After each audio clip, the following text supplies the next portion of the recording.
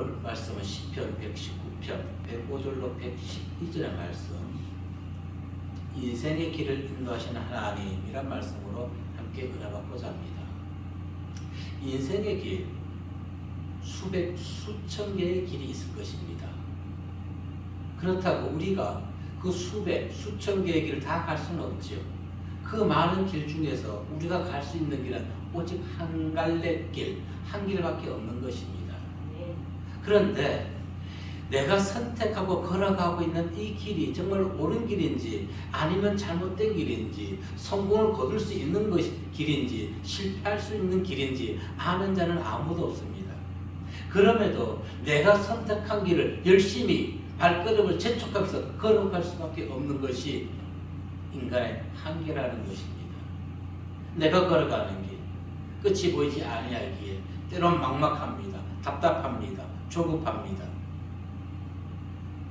그래서 사람들은 자신이 행하는 그 길을 신뢰하지 못하기도 하고 자꾸만 다른 길로 빠져나가려고 합니다. 인생은 그럴 수밖에 없습니다. 그런데 하나님께서는 우리에게 분명히 말씀해 주셨습니다. 갈 바를 알지 못하는 우리에게 내가 곧 길이요 진리요 생명이니라. 아멘. 인생의 길은 알지 못한다 할지라도 하나님께서 우리에게 갈 바를 알려주시는 그 길, 오직 생명 되시고 진리 되시고 실족지 아니하게 하시는 그 하나님이 우리의 발걸음과 심령을 다루실 때 우리는 그 길을 따라가야만 하는 것입니다. 지난 2년간 국민들이 걸어온 길, 빛의 길이었을까요? 아니면 어쩔 수 없이 마지못해 걸어온 어둠의 길이었을까요? 대부분이 후자에 속하지 않나 싶습니다. 이처럼 내가 걸어오는 길, 그리고 보이지 않는 미래의 길이 캄캄하다고 느끼는 자는 무엇을 찾게 될까요? 빛을 찾을 수밖에 없습니다. 깨어서 빛의 길을 사모하시기 바랍니다. 아멘. 오늘 본문 105절의 말씀을 보시게 되면은 시작. 주의 말씀은 내 발의 길이요 내 길의 빛이니이다. 아멘. 시인은 주님의 말씀을 등과 빛에 비유하였습니다. 그렇다면 지금 시인이 어떤 상황에 놓여 있는지 우리는 알 수 있습니다. 자신의 현실이 어둡고 빛이 보이지 않는 캄캄한 상태에 있다는 것입니다. 그렇지. 내가 처한 현실이 어둡다는 것을 깨닫는 자는 영원한 빛을 사모하게 됩니다. 아멘. 이것이 오늘 우리에게 주는 첫 번째 말씀인 것입니다. 어두움을 인정하십시오. 빛을 사모해야 된다는 것입니다. 육신의 배가 고플 때 우리 뇌에는 무엇을 지시합니까? 밥을 먹으라고 지시합니다. 음식을 섭취하라고 지시를 합니다. 그래서 배고픔과 음식, 어둠과 빛, 이 관계는 상극이지만은 서로 공존할 수밖에 없습니다. 공존하며 살아가는 것입니다. 시인은 우리가 살아가는 인생이 어둠 자체이며 혼란과 혼돈이 함께 한다는 것을 그는 깨달았던 것입니다.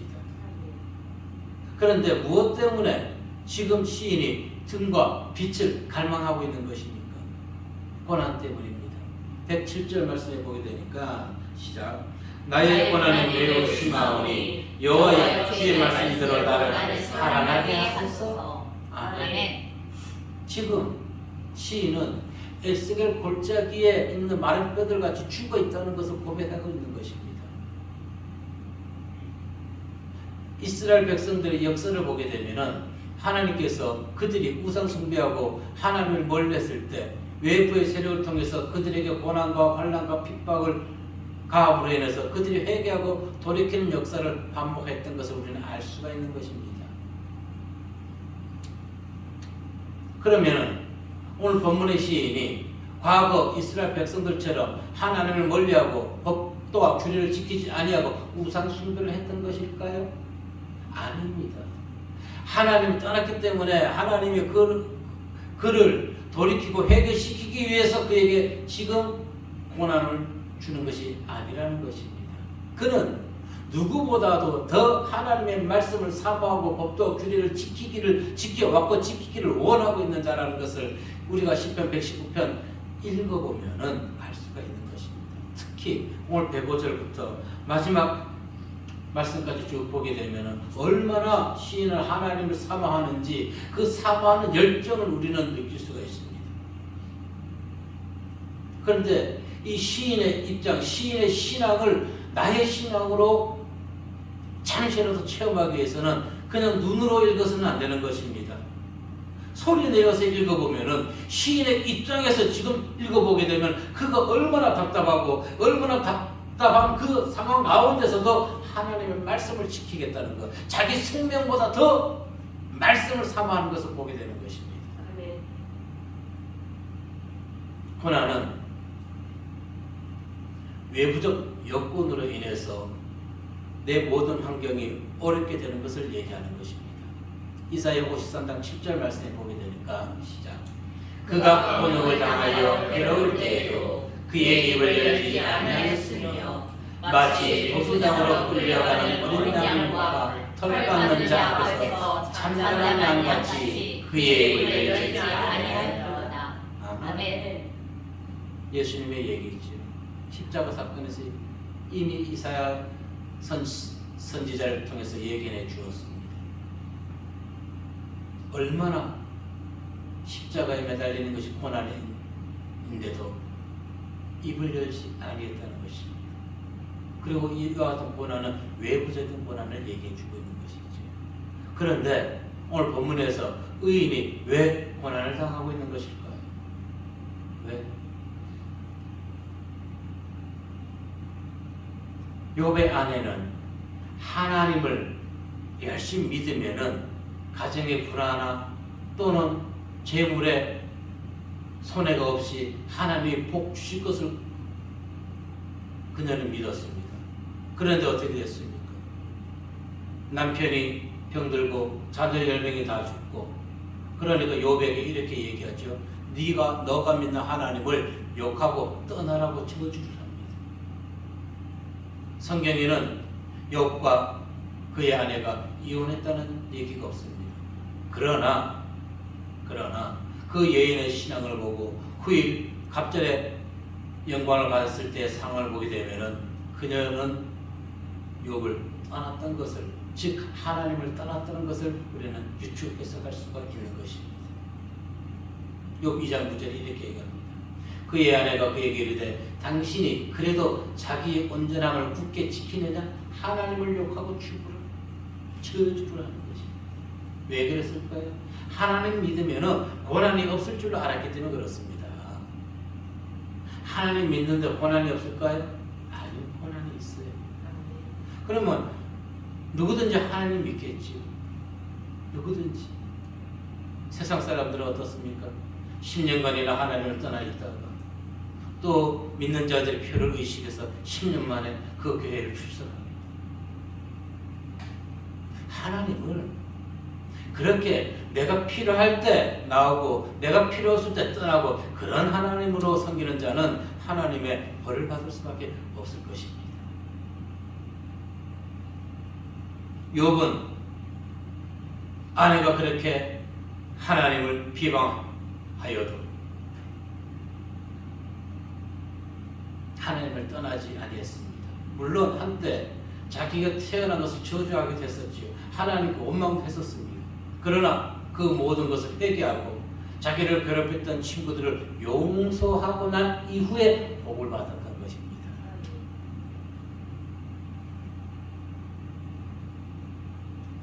본문의 시인과 욥을 통해서 우리가 표현받아야 할 것은 우리가 하나님을 믿고 그 말씀을 순종하는 것은 나의 어떤 목적을 위해서 믿음을 믿어서는 안 된다는 것입니다.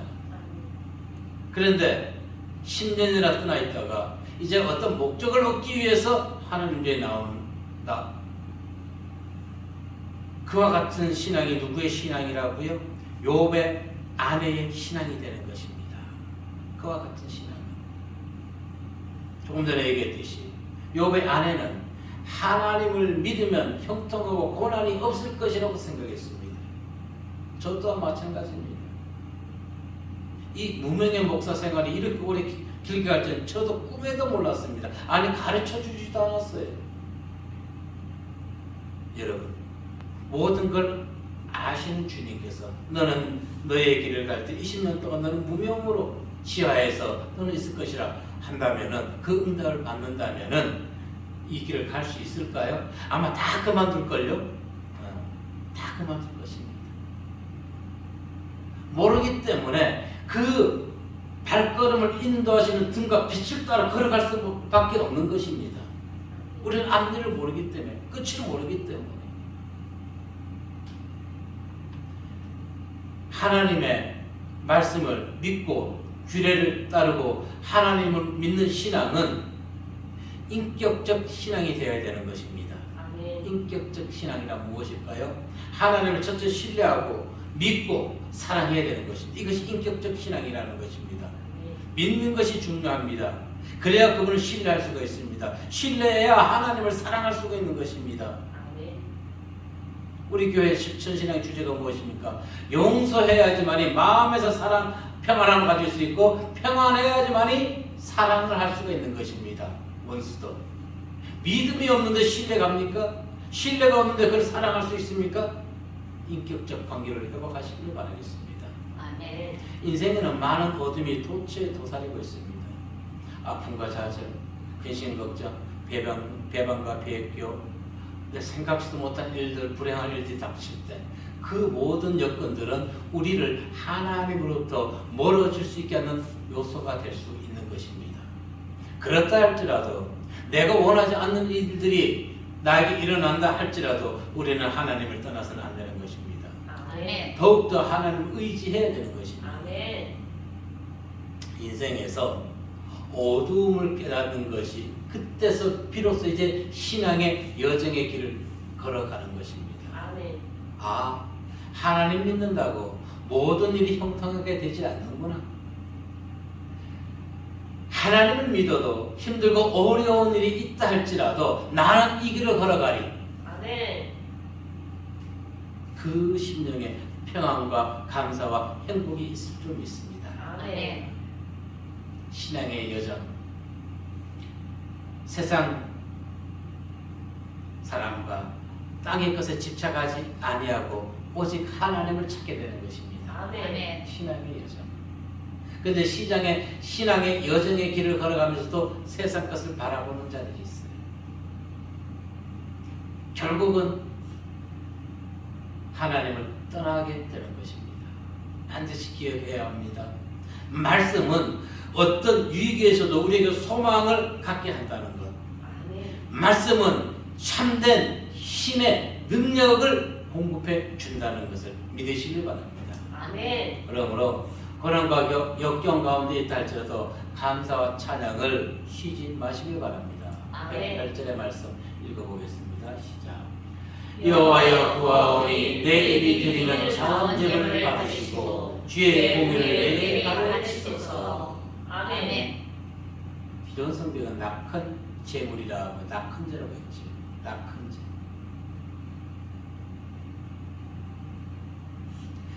자원한다는 것, 낙헌제라는 것, 이것은 즐거운 마음으로 하나님께 예물을 드리는 행위를 말하는 것입니다.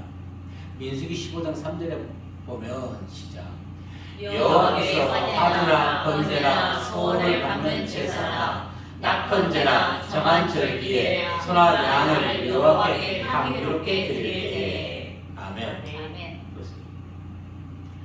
이 번역들이 제가 성경을 뭐라 하는 것은 아니지만 우리가 다 옳은 것은 아닙니다. 15장 3절에서는 낙헌제라고 분명히 민수기에서는 기록했는데 오늘 본절에서는 무엇이 했습니까? 자원제물이라고 했지요. 그럼 성경을 읽는 우리는 목사들은 이것저것 찾아보다 보니까 원어를 보면은 똑같은 원어로 얘기했기 때문에 알 수 있지만 일반 성도들은 낙헌제는 무엇이고 또 자원제물은 무엇이지 혼동할 수가 있는 것입니다. 같은 의미입니다. 오늘. 그런데 자, 우리는 희생의 제사 이런 제사를 많이 얘기하지요. 사실 이 번역도 제사가 아닙니다. 이것은 무엇이라 제사는 우리가 사람들이 제사하면 자꾸 우상 앞에 절하는 것을 상상되지 않습니까? 네. 그와 같은 사상에서 지냈던 것입니다. 이것은 희생, 제사라는 것은 희생 제물을 의미하는 것입니다. 영어로 sacrifice, 희생 제물. 그래서 하나님께서 이것은 우리가 믿음도 나 자신의 욕심을 희생하는 것입니다. 제사 지르는 것이 아니에요. 그래서 이 번역 자체가 조금 다시 돼야 된다고 봅니다. 나를 희생시키고 하나님 믿는 거 나의 희생 없이 되는 것이 아닙니다. 예배 드리는 이 시간 내 모든 것을 희생하고 나와 드리는 것이 예배 드리는 것입니다. 그래서 오히려 제사보다는 예배라든가 그런 용어로 우리는 읽을 때 바꿔야 될 필요가 있습니다. 자, 시인은 하나님께 행위적으로 감사와 찬양을 돌리는 것이 아니라 하나님의 규례로 자신을 가르쳐 달라고 지금 요구하고 있는 것입니다. 우리 또한 시인의 자세를 본받아야 되는 것입니다. 그런데 내가 힘들고 어려운 가운데 있을 때, 고난 가운데 있을 때 하나님께 찬양한다는 것이, 나 자신을 희생한다는 것이 쉽습니까? 가정에 우환이 있는데 예배를 참석한다는 것이 쉽습니까? 아니, 참 어렵습니다. 하지만 낙심하지 아니하고 하나님을 인정하며 그분의 도우심을 우리는 강구해야 되는 것입니다. 시편 42편 5절 말씀에 보면은 시작. 내 영혼아 내가 어찌하여 낙심하며 어찌하여 내 속에서 불안해하는가. 너는 하나님께 소망을 두라. 그가 나타나 도우심으로 말미암아 내가 여전히 찬송하리로다. 아멘. 힘들고 어려울 때 어디서부터 낙심합니까? 영혼. 그렇죠. 마음에 무엇이 있어요? 영혼이 있으니까. 영혼이 낙심하게 되면 기도하지 못합니다. 찬양하지 못합니다.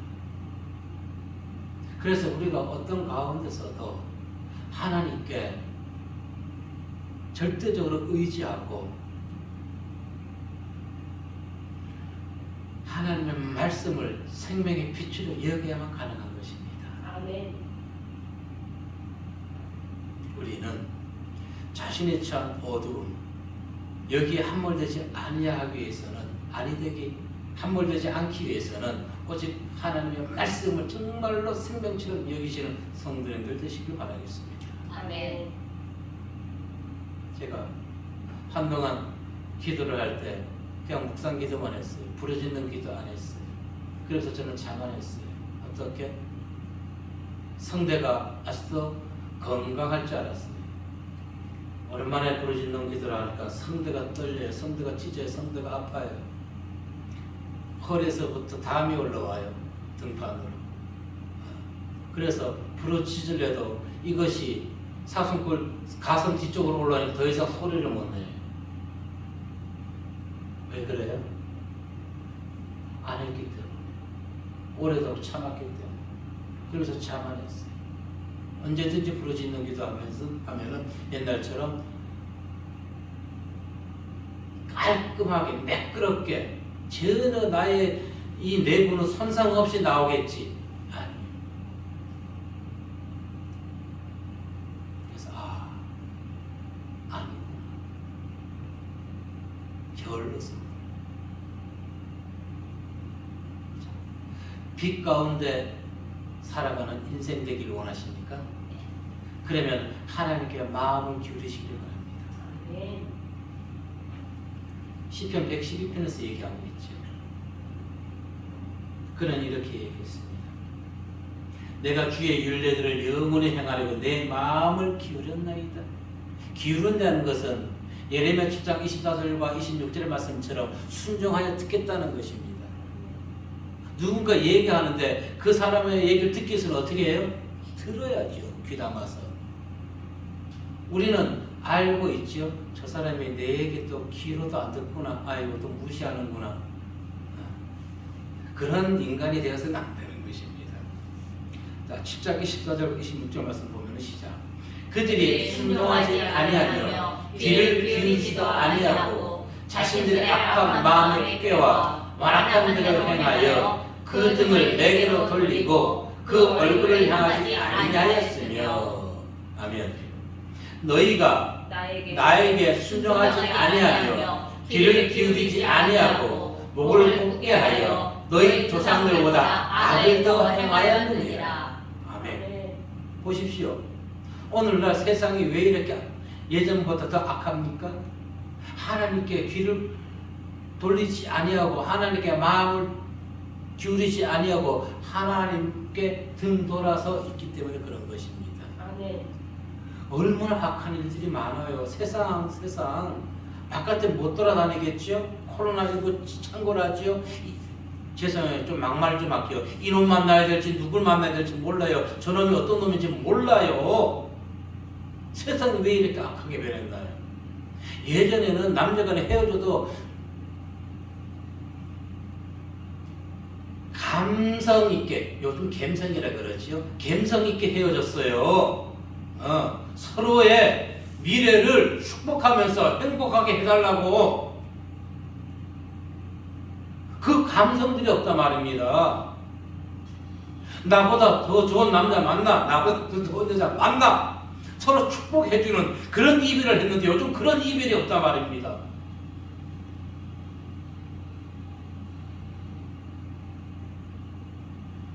시인이 하나님의 말씀에 순종해서 마음을 기울이겠다고 고백하는 이유, 왜 그럴까요? 109절 말씀 보자고요. 시작. 나의 생명이 항상 위기에 있사오나 나는 주의 법을 잊지 아니하나이다. 아멘. 그런데 110절에서 지금 보세요. 나의 고난이 매우 심하오니 여호와여 주의 말씀대로 나를 살아나게 하소서 했는데 그 이유가 보니까 근데 109절에서는 어떻게 해요? 항상이라는 단어를 첨언했습니다.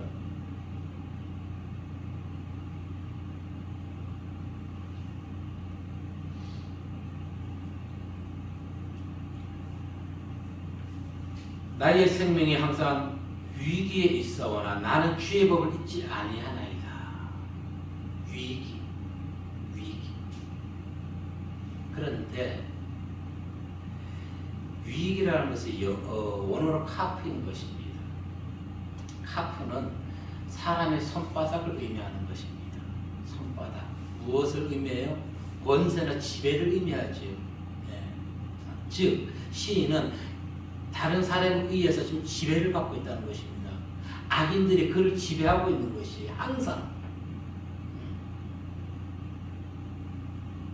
그래서 킹 제임스 성경이나 영어 성경은 이것을 이렇게 번역했습니다. In my hand. 내 손. 그러니 원어대로 해석하면 나의 생명이 항상 나의 손에 있나이다.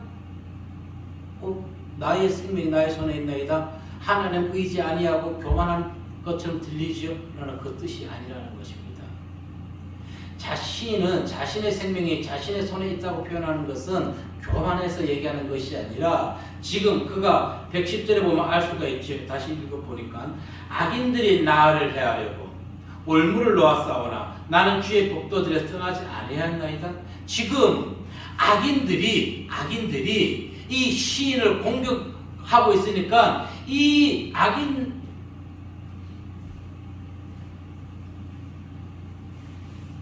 악인들의 억압에서 지금 벗어나기 위해서 스스로 지금 발버둥 치고 있는 것입니다. 교만해서 하나님을 믿지 않는 것이 아니라 그 어느 누구의 도움도 받을 수 없기 때문에 그 악인들의 힘에 굴복하지 아니하고 오히려 그들의 편에 서서 나 자신의 힘으로 그들이 나를 억압하는 것을 이겨내기 위해서 혼자 처절하게 싸우고 있는 것입니다. 사사기 12장 3절에 보면 이와 비슷한 일이 있었어요. 이따가 전쟁에 나갈 때 에브라임 전투에서 이기고 돌아왔을 때 12장 3절에 보면 사사기 이렇게 얘기합니다. 나는 너희가 도와주지 아니하는 것을 보고 내 목숨을 돌보지 아니하고 건너가서 암몬 자손을 쳤더니 여호와께서 그들을 위해서 넘겨주셨거늘 너희가 어째 영혼을 내게 올라와서 나와 더불어 싸우고자 하느냐? 입다가 전쟁에 합격하자고 요구했을 때는 그들이 나가지 않았다가 입다가 승리하고 오니까 이제 왜 우리를 부르지 않았나고 전쟁에 승리한 것에 숟가락 하나 더 얹으려고 하는 이 어리석은 인생들. 입다 스스로 백성을 거느리고 나갔던 것입니다. 그래서 지금 시인의 입장은 형편은 바로 그와 같은 것이지요. 악인들이 그를 앞지하고 있는 것입니다. 여기서 내가 이기기 위해서 지금 혼신의 힘을 다하고 있는 것이에요. 그러면서도 이 환난과 고통 가운데서도 고난 가운데서도 하나님의 법을 잊지 않았다는 것입니다. 하나님께 항상 마음을 기울였다는 것입니다.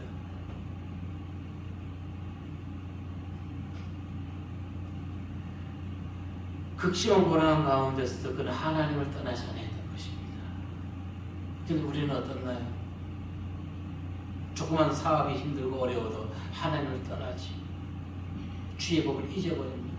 아예 신경 쓸 겨를이 없어요. 신경 쓰지도 않습니다. 시인은 고난의 순간 자신의 힘으로 모든 것을 이겨내기 위해서 발버둥치는 순간에도 하나님을 잊지 아니했다. 비록 우리가 힘들고 어렵고 앞이 보이지 않는 캄캄한 상태에 있다 할지라도 하나님의 법을 떠나서는 안 되는 것입니다. 하나님이 믿는 자들의 앞길을 쫙 보여주시면 얼마나 좋을까요? 그런데 우리는 한 발 한 발 걸어갈 수밖에 없는 것이 인생이고 신앙의 길이라는 것입니다. 신명기 8장 11절 말씀해 보니까 시작. 내가 오늘 내게 명하는 여호와의 명령과 법도와 규례를 지키지 아니하고 내 하나님 여호와를 잊어버리지 않도록 삼갈지어다. 아멘. 형통할 때 주시는 말씀이 아닙니다. 형통할 때나 힘들고 어려울 때 언제 어디서든지 하나님의 법도와 규례를 명령을 떠나지 말라는 것입니다. 시인은 그걸 지금 자신의 삶에서 적용시키고 있는 것입니다. 다른 어떤 건 몰라도 하나님의 말씀은 떠나지 아니했다. 다윗이 그랬잖아요. 자신에게 있는 모든 것을 가져간다 할지라도 나에게 뭐만 가져가지 말라? 성령 하나님은 거두지 말라고 했던 것. 아멘. 우리는 사실 신앙을 가지고 있다 할지라도 자신의 목숨이 위협받는 순간에는 그 순간을 모면하기 위해서 다른 것에 신경 쓸 겨를이 없습니다. 그래서 하나님 내가 힘드니까 좀 이 일 해결해놓고 교회 나갈게요. 그런 자들이 있어요. 특히 심각한 고난이 오랫동안 지속될 때 자신이 소중히 여기던 믿음, 확신 갖지 못합니다.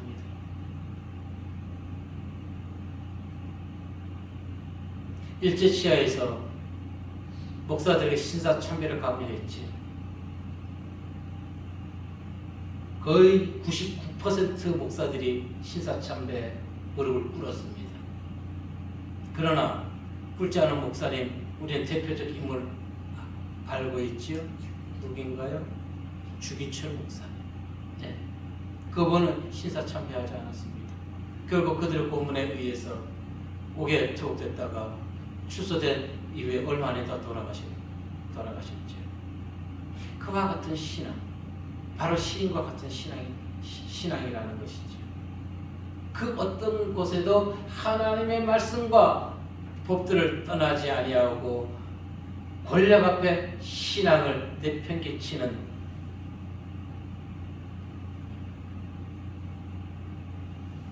그런 자들이 아니에요. 그러면서도 신사참배했던 목사들이 대한민국에서는 아주 훌륭한 목사라고 지금 칭송받고 있는 자들이 많이 있습니다. 분명히 알죠. 살아남기 위해서 무릎 꿇었다 할 수도 있겠지만 그것은 아니라는 것입니다.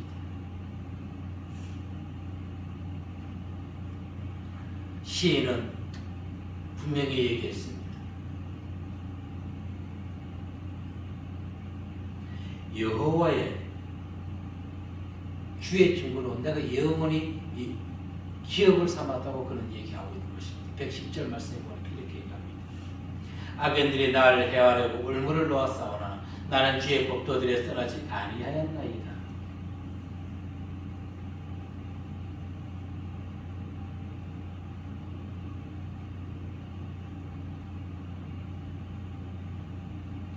우리가 살아가면서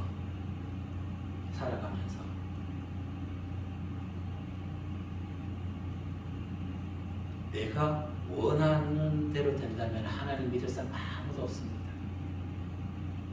기업이 잘 되는데, 사업이 잘 되는데 하나님 믿을 사람 많지 않습니다.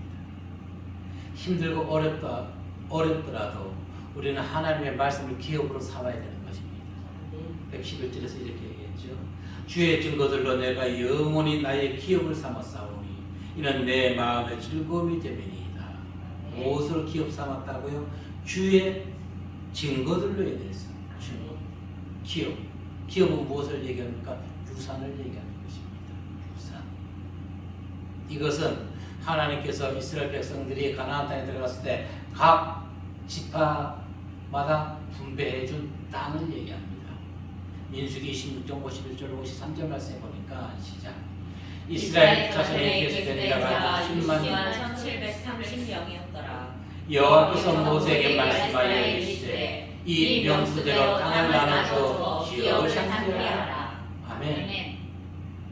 오늘날도 기업을 잇기 위해서 많은 사람들이 얼마나 편법된 방법으로 그 기업을 유지하려고 합니까? 세상적인 것을. 그런데 시인은 하나님께서 이스라엘 백성들에게 나누어 주어 땅을 기업으로 여기지 아니했다는 것입니다. 예. 땅, 이것은 가문의 정체성을 의미하는 것입니다. 아주 살아가는데 그리고 아주 중요한 것입니다. 세상 것. 그런데 시인은 그것을 기업으로 유산으로 얘기하는 것이 아니라 무엇을 유산으로 얘기하는 것입니까? 하나님의 말씀을 기업, 즉 하나님의 말씀이 나의 유산이라는 것입니다. 그리고 그것을 시인은 후손에게 물려주기를 원하는 것이에요. 아멘. 땅의 것을 원하는 만큼 보이지 않는 영적인 것을 좀 찾아야 되는 것입니다. 사람들은 땅의 것을 많이 찾는데 하늘 것은 찾지 않아요. 하나님을 찾지 않아요. 성경의 말씀을 읽지 않습니다. 그러면서도 성도라고 얘기합니다. 아니라는 것입니다.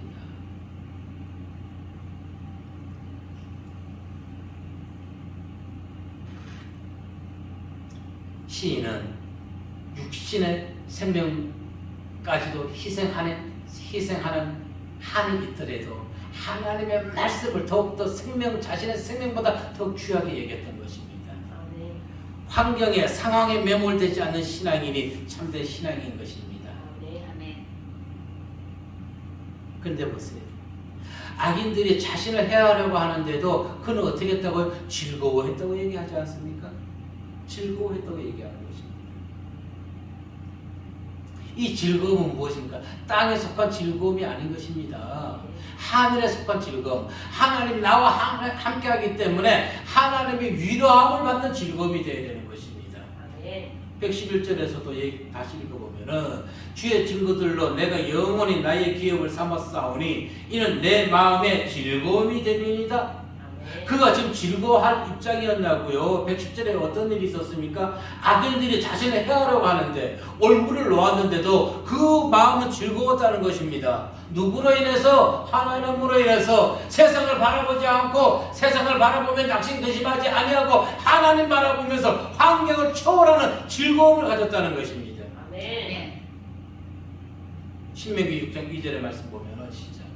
곧 너와 내 아들과 내 자손들이 평생에 내 하나님 여호와를 경외하며 내가 너희에게 명한 그 모든 규례와 명령을 지키게 하기 위한 것이며 또 내 나를 장구하게 하기 위한 것이라. 아멘. 시인이 즐거워할 수 있었던 비결이 무엇일까요? 악인들이 자기를 해하려고 올무를 놓고 있는데도 마음이 즐거웠던 이유 112절에 나옵니다. 기울였어요. 무엇을? 시인의 마음을 기울였나이다. 자, 112절 읽어볼까요? 시작. 내가 주의 율례를 영원히 행하려고 내 마음을 기울였나이다. 아멘. 자, 여기서도 강조법이 하나 빠진 것이 있어요. 내가 주의 율례들을 길이 끝까지 행하려고 내 마음을 기울였나이라. 기존 성경에 이래 되어 있습니다. 무엇이 빠졌어요? 끝까지. 내가 주의 일을 영원히 행하려고. 영원히 한다는 것은 길이, 길이. 그런데 끝까지가 빠져있단 말입니다. 끝까지. 지금 그래서 시인의 이 112절의 말씀을 보게 되면은 그 어떤 환난과 어려움이 온다 할지라도 나는 영원히 끝까지 하나님을 놓지 아니하겠습니다. 아멘. 이와 같은 신앙의 무엇을 걸까요? 신앙의 자존심을 해야 될까요? 이거 세상적인 거기에 자존심은. 그러나 이러한 고집도 있어야 되는 것입니다. 네. 죽으면 죽으리라고 한 그와 같은 신앙의 결단이 있어야 되는 것이에요. 길이 영원히 끝까지 내가 하나님을 떠나지 아니하겠습니다.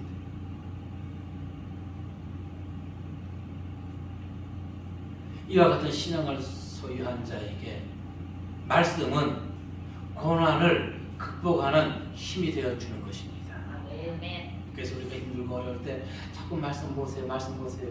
그런데 사실 말씀 보게 되나요? 안 돼요. 찬송하세요, 찬양하세요. 안 돼요. 왜? 이미 영과 육이 악한 것들로 완전히 침범을 당했기 때문에. 지금 시인은 어떤 상태였어요? 악인들이 시인을 해하려고 할 때 스스로가 거기서 싸워내려고 노력했던 것입니다. 그런데 자신의 힘으로 이기는 것이 아니라 그가 하나님에 대한 굳은 신앙의 결단 플러스 말씀을 통해서 이겨낸 것입니다. 그냥 이겨낸 것이 아니라 인간적 생각으로 이겨낸 것이 아니라 하나님의 말씀을 떠나지 않았기 때문에 환경을 변화시킬 수 있었던 것입니다. 근데 우리는 힘들고 어려우면 하나님 말씀 멀리합니다. 기도와 찬송 멀리합니다. 그럴수록 어떻게 된다고요? 더 가까이 해야 되는데 우리는 이렇게 얘기해요. 그 입장이 되어보세요. 예. 그래도 우리는 성경에서 보면은 이 위인들의 길을 따라갈 수밖에 없는 것입니다. 지금 우리의 심령의 등불 어떠한 상태일까요? 심령에 기름이 가득해서 아름다운 불빛을 바라고 있나요? 아니면은 심령에 기름이 메말라가지고 이제 등잔불에 초만 타고 심지만 타고 있나요? 심지만 타는 불빛은 무엇을 유발시킵니까? 그름을 양산합니다. 그래서 주변을 온통 그름천지 새카맣게 만들어버립니다. 등잔불빛에 있어봤나요? 한참 있다 보면 어떻게 돼요? 코가요 새카매집니다. 코 한쪽이.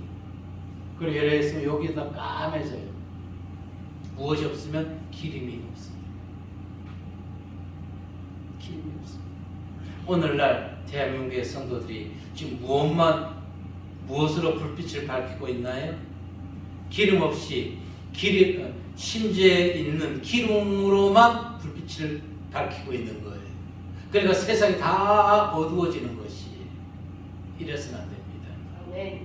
기름병에 심령에 성령의 기름을 가득 안고 불빛을 비추어야지만 아름다운 불빛이 되는 것입니다. 아멘. 오염시키지 아니하는. 자, 오늘 배우들에서 주의 말씀은 내 발의 등이요 내 길의 빛이니이다. 이것을 그냥 문자적으로 읽을 것이 아니라 이 말씀을 본 하나님, 지금 나의 심령에는 성령의 충만한 불빛으로 밝히고 있는지, 아니면은 겨우 심지에 있는 기름으로만 태우고 있는지 한번 점검해 보심으로 인해서 정말 이 나라를 또 나의 심령을 하나님이 온전히 지배할 수 있는 그 어떤 환난과 어려움 가운데서도 말씀에 의지해서 승리하는 우리 개인의 신앙과 또 한국의 교회의 신앙들이 되어야 할 줄로 믿습니다. 아멘. 그렇게 되기 위해서 우리는 기도를 쉬는 죄를 범하지 아니하는 옳고 참된 신앙의 길을 끝까지 걸어가시기를 이 시간 다시 한번 주님의 이름으로 기도합니다.